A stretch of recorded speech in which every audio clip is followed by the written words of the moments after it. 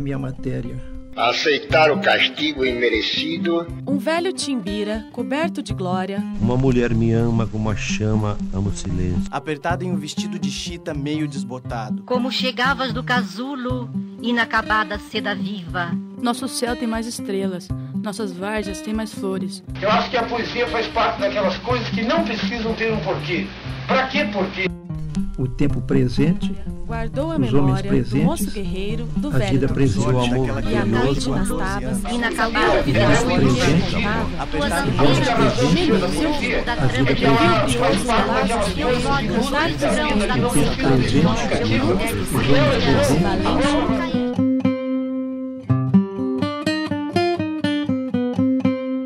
Os primeiros sebos surgiram no século XVI na Europa, quando mercadores começaram a vender para pesquisadores papiros e documentos importantes da sua época ou da antiguidade. Alfarrabista é o termo que se usava para designar a pessoa que procurava e colecionava obras raras. Com o tempo, o termo mudou e surgiram novas denominações, como sebista e livreiro. Então, na verdade, é uma só. Sebo se chama sebo porque há muito tempo atrás, quando ainda não existia energia elétrica, as pessoas liam os livros à luz de velas, que eram feitas de sebo. Dessa forma, por causa da fumaça, os livros ficavam gordurosos, pegajosos, enfim, encebados. Hoje, os sebos viraram pontos obrigatórios para quem gosta de obras raras, autores desconhecidos e textos esquecidos. Londrina é uma cidade privilegiada em matérias de sebo. Numa de nossas andanças, nos deparamos com uma história surpreendente. O sentido literal conheceu seu Antônio, um sebista que construiu o império com 350 mil livros, mas que, apesar de habitar no mundo mágico da literatura, as palavras não foram capazes de seduzi-lo. Eu vim para Londrina, daí 1º de maio, já especificamente para trabalhar numa banca de revista, que meu pai havia comprado essa banca um ano antes de eu vir para cá. Então eu peguei a banca em 1970 e trabalhei na banca até 2000. Então foi aí que surgiu a paixão, né, o amor pelo ramo, né? E então na banca, durante muitos anos, eu tinha a vontade de montar uma loja especializada em usados, né, livros usados, cultura em geral usados, né? Começou no edifício Centro Comercial, numa salinha de 30 e poucos metros quadrados, né? E dentro de pouco tempo aquele espaço já foi pequeno para a gente, né? Ele começou a dar certo e começou a faltar espaço. A gente já partiu aqui para a Rua Maranhão, ali ao lado do Cantinho Mineiro. Uma lojinha já de um pouco maior, de 75 metros quadrados. Dentro de pouco tempo também começou a faltar espaço. Aí a gente abriu uma segunda loja, que é lá na Praça 7 de Setembro. Abrimos a segunda, deu certo, abrimos a terceira, que eu tinha 3 filhos, né? Quis abrir uma para cada um. Vou somar, né, os livros das 3 lojas juntas, dá mais ou menos 350 mil livros. Esse acervo ele é formado da seguinte maneira: muito vem na loja, o pessoal traz na loja para vender ou para trocar. Às vezes a gente vai na casa da pessoa, a pessoa vem, oferece, tem uma biblioteca, tem uma quantidade de livro grande que compensa, a gente vai na casa da pessoa.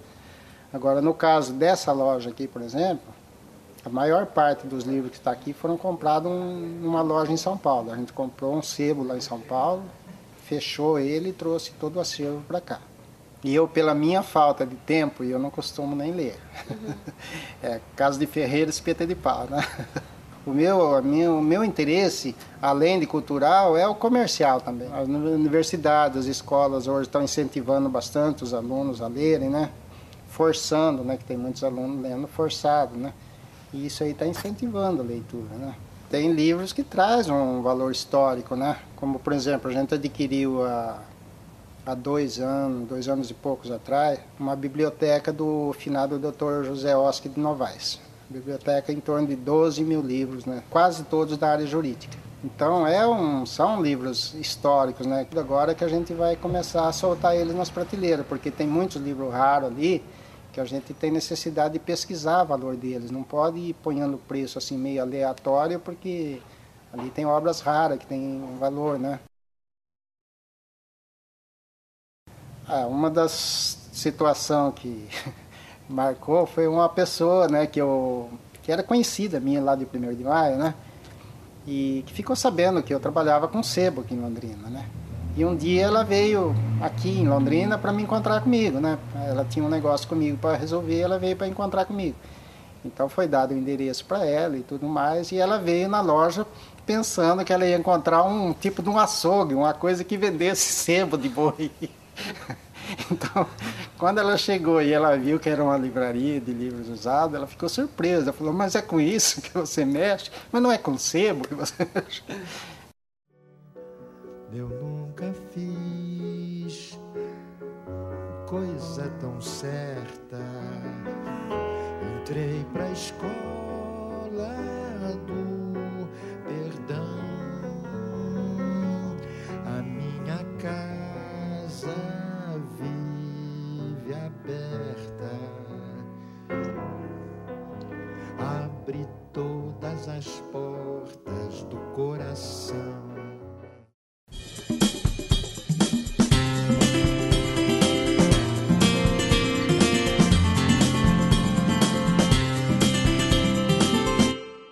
Em meados dos anos 60, um grupo de professores da antiga Universidade de Filosofia, Ciências e Letras de Londrina promoveu uma campanha a fim de coletar materiais para um museu. Nascia assim o Centro de Documentação e Pesquisas Históricas, o CDPH. A expansão de sua estrutura física e a doação de equipamentos tornaram o CDPH uma das mais importantes fontes de pesquisa do Paraná. Quer saber o que acontecia em Londrina nos anos 40? É só ir até o CDPH e checar os arquivos do Paraná Norte, o primeiro grande jornal da região. Se você precisa de imagens daquela época, mesmo as impressas em chapas de vidro, é só vasculhar o acervo. Além de possuir toda a documentação e microfilmagem, o acervo também reúne histórias impressionantes de toda a América. O Sentido Literal conferiu de perto esse arsenal histórico, onde fatos e acontecimentos antigos parecem convergir, criando uma teia de interpretações surpreendentes sobre o passado. Isso aqui é uma jaqueta, é uma microforma a partir de um suporte de microfilme. É um processo, na verdade, é um processo fotográfico de documentação, tá? Então, na verdade, a microfilmagem é um dos sistemas mais eficazes que nós temos para preservação de documentos. Por quê? Porque é o único que tem respaldo legal, né? E ele tem uma durabilidade de 500 anos, essa documentação. Elas enfrentam na questão de como otimizar ou disponibilizar esses documentos. Por quê? Porque a maioria desses equipamentos já são obsoletos. E são materiais caríssimos, então nós enfrentamos esse tipo de problema nessa questão da documentação audiovisual. Então, o Paraná Norte, nós temos o papel, só que o papel não pode mais ser manuseado, porque ele desmancha, né? Então, nós microfilmamos, o museu microfilmou, deu uma cópia pra gente, porque o CDPH é todo de doação. Desse jornal Paraná Norte, no período de 1938. O único documento que você pode provar judicialmente que não seja o papel. Ele é o mais seguro, ele pode ser usado como prova, né, para qualquer coisa. É esse tipo de documento. É o único que tem respaldo legal. Porque com a evolução da tecnologia, nós temos a digitalização, mas ela não tem esse respaldo legal se não for feita uma migração, ou seja, o sistema híbrido que eles chamam, né? Você tem que ter o suporte em digitalização, mas também você tem que ter a cópia original do microfilme. Os objetivos do CDPH, por ser um centro de documentação e pesquisa histórica, seria a guarda, organização e preservação dessa documentação que nos chega através de doações. Então, a maioria deles são documentos antigos que estão também provando, né, o período, a história, na história de Londrina. Eu acho que eu já nasci gostando de literatura fantástica, né? Então, assim, eu sempre gostei de coisas que fossem, assim, sobrenaturais ou que despertassem alguma coisa dentro de você, essas idiosincrasias do ser humano, essas, sabe, infinitas possibilidades. Desde que eu me entendo por gente, eu sempre gostava de tudo que era diferente, de tudo que não tem muita explicação lógica. É um universo maravilhoso, que ele mistura o folclore, o mítico, é aquela coisa que te faz rir, te faz chorar, te dá medo. É uma sensação, é uma mistura de sentimentos muito grande. É tudo que mistura, que mexe com você, que você vai ficar com algum tipo de medo, algum medo seu, é alguma superstição sua, alguma coisa que você fez de errado, alguma coisa... E aquilo parece que volta para assombrar a sua vida. E às vezes aquilo não está existindo de verdade, está dentro da sua cabeça, né? Então, por exemplo, se a gente pegar o Frankenstein, da Mary Shelley... Está vivo! Está vivo! Está se mexendo! Está vivo! Está vivo! Está vivo! Está vivo! Está vivo! Harry, em nome de Deus! Em nome de Deus! Agora eu sei como é ser Deus! Você tem aquela coisa que é uma coisa assombrosa, você pegar pedaços de cadáver, juntar tudo aquilo, foi construindo, vira um ser humano que ele é sem alma, sem coração, sem esperança. Agora, se você pega, por exemplo, Bram Stoker, que escreveu Drácula, já é outro tipo.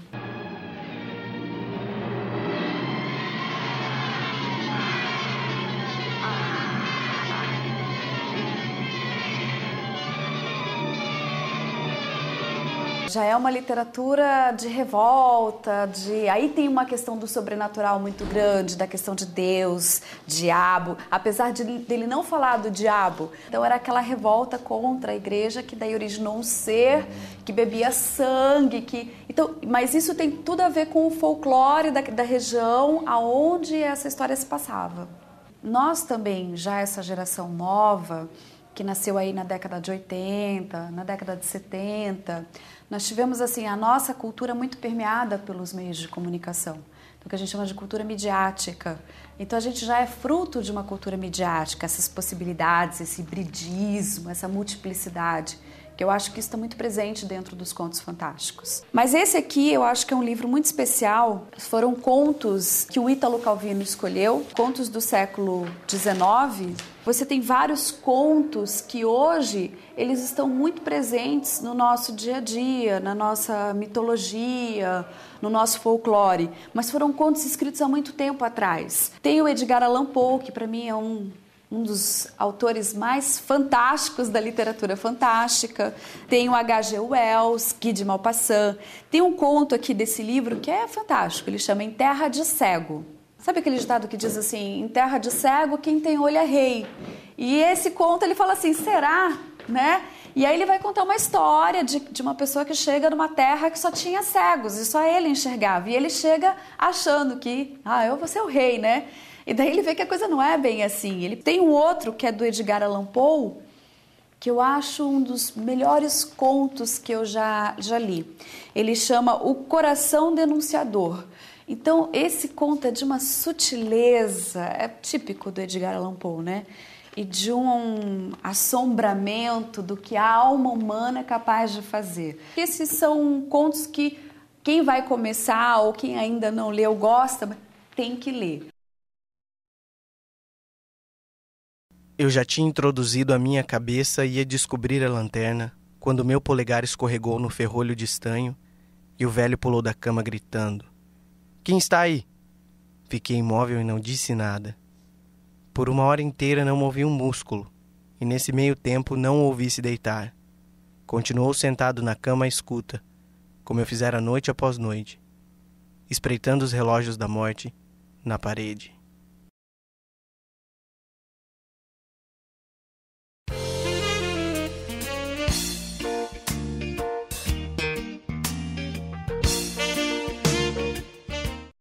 Caio Fernando Abreu nasceu escritor. Ainda menino, escreveu seu primeiro conto e, aos 19 anos, produziu o romance Limite Branco.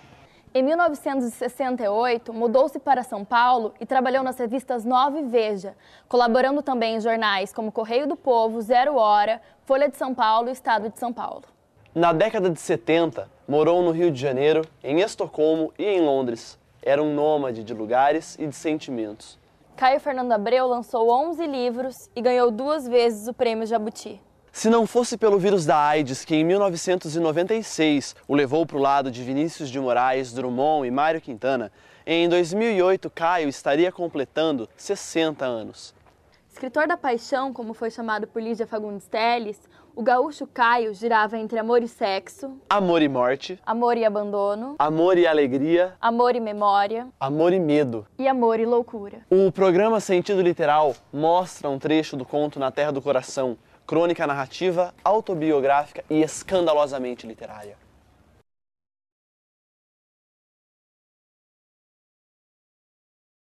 Nave, ninho, poço, mata, abismo, luz, plástico, metal, espinho, gota, pedra, lata. Passei o dia pensando, coração meu, meu coração. Pensei e pensei tanto que deixou de significar uma forma, um órgão, uma coisa. Quis vê-lo, escapava. Meu coração é o entardecer de verão numa cidadezinha à beira-mar.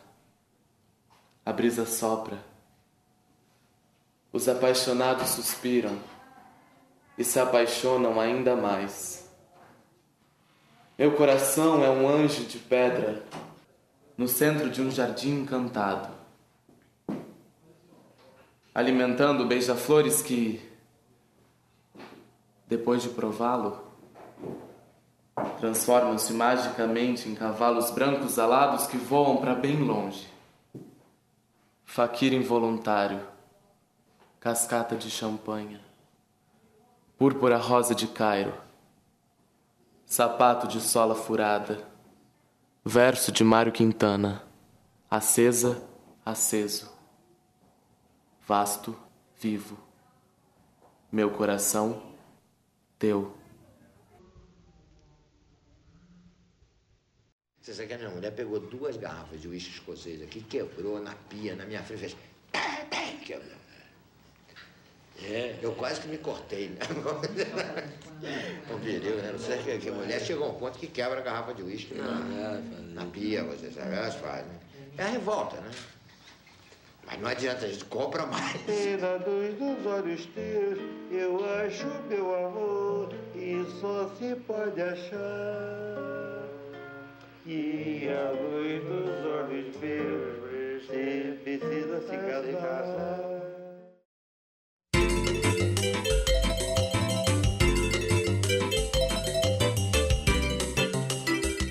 A literatura está repleta de autores das mais variadas profissões. Carlos Drummond de Andrade era formado em farmácia, por exemplo. Vinícius de Moraes e João Cabral de Melo Neto eram diplomatas. Guimarães Rosa e Pedro Nava eram médicos. Machado de Assis e Jorge Amado, jornalistas. Chico Buarque largou a faculdade de arquitetura a tempo de se tornar um dos nossos maiores compositores. E Ariano Suassuna, que além de escritor, é filósofo. O Sentido Literal foi conhecer um advogado londrinense que se desencantou pelo mundo das leis e se entregou ao fascínio do teatro. O estilingue tensiona até o limite, a sensação dos dedos a desprender a pedra que parte veloz, a duração de toda uma infância. Um fantasma falava atrás de nós, dizia tudo o que iríamos fazer durante a tarde, andar de bicicleta, jogar bola na rua, brincar de esconde-esconde, até o sol ser engolido pelo escuro do quintal. Aquele vulto no espelho era um outro eu que me queria ver pelas costas. Minha irmã tinha livros de escola, do colégio, e eu pegava e lia os livros dela. Ela aposentava os livros, eu lia. Lia sempre de manhã, na hora do café. Fui lendo de uma forma natural, principalmente o Mark Twain, né? Que escreveu As Aventuras de Tom Sawyer, né, um autor norte-americano, né, infanto-juvenil, e o Monteiro Lobato, graças à minha mãe. Monteiro Lobato, lógico. Você pega, hoje é essa tendência, né, porque hoje você tem muita literatura estrangeira e você começa a ler as traduções, né?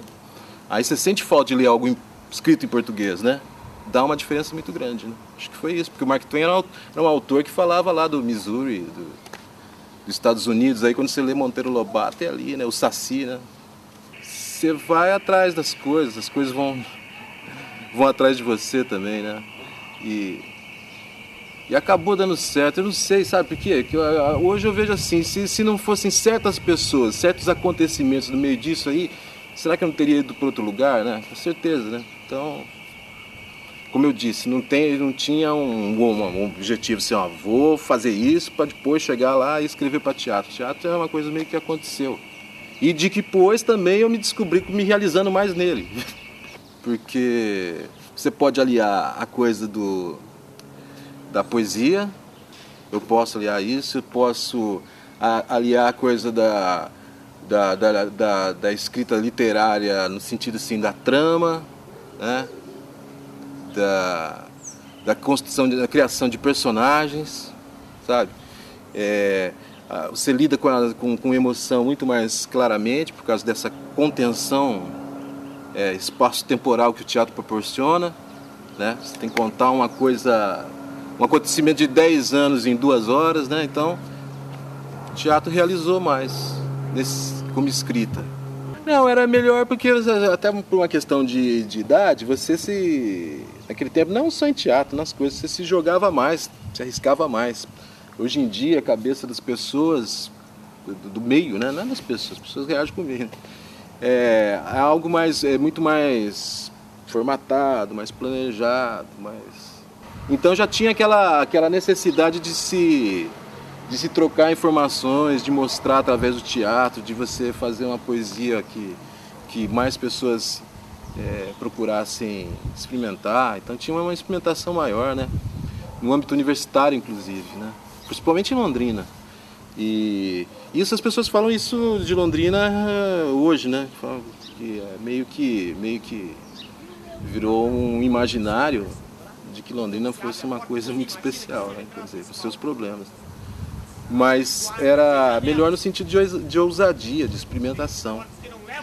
Isso é bom no Brasil, tem várias coisas, mas o Marião, né? O Mário Bortolotto, sim, pela coragem, pela fidelidade ao que pensa, ao que sempre fez aqui, faz lá. E tem o valor dele enquanto processo de vida e processo de trabalho. Mas também destacaria o Paulo, como Paulo de Moraes, como um diretor completo também. Oh, it's such a perfect day. I'm glad I spent it with you. Oh, such a perfect day. You just keep me hanging on. You just keep... Também dentro do teatro também destacaria o trabalho da Patrícia, que é uma atriz muito capacitada, muito brilhante. Então tem mais, e tem um monte de gente, né?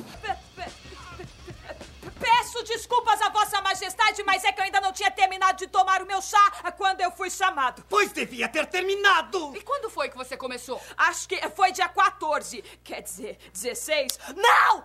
15! Anote! A experiência artística minha inicial é com música. O tempo todo eu só trabalhei com música. Então, assim, né? Eu não...